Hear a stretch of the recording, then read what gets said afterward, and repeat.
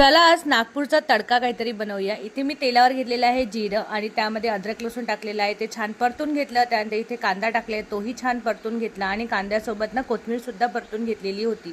त्यानंतर इथे desiccated coconut ते परतून घेतलं आणि त्यानंतर टमाटर टाकलं, तेही परतून छान आपल्याला थंड करायला ठेवायचं आहे। इथे बेसन घेतलं, त्यामध्ये ओवा टाकलेलं होतं, धने जिऱ्याची पूड, जे काही आपले थोडे मसाले असतात ते, मीठ टाकलेलं होतं, थोडीशी कोथिंबीर आणि अगदी कमी पाण्यामध्ये याला तुम्ही छान मळून घ्यायचे। असे थोडेसे घट्टसर गोळे झाले पाहिजे अशा पद्धतीने। थंड झालेला मसाला बारीक ग्राइंड करून घेतलेला होता। त्यानंतर नेहमीप्रमाणे तडका केला आणि त्यानंतर त्यामध्ये टाकलेलं होतं आपला जो ग्राइंड केलेला मसाला आहे तो, आणि हिंग आवर्जून टाका।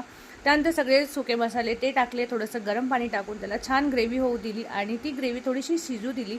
त्यानंतर इथे आपण जे बेसनाचे गोळे बनवले होते त्याला छान लाटून कट करून घ्यायचे आहे, थोडेसे पातळ पातळच लाटा आणि बघ ते सगळे त्याला ग्रेव्हीमध्ये सोडा आणि मस्त अशी त्याला उकळी येऊ द्या। तर आमच्या इथे पाटवडीची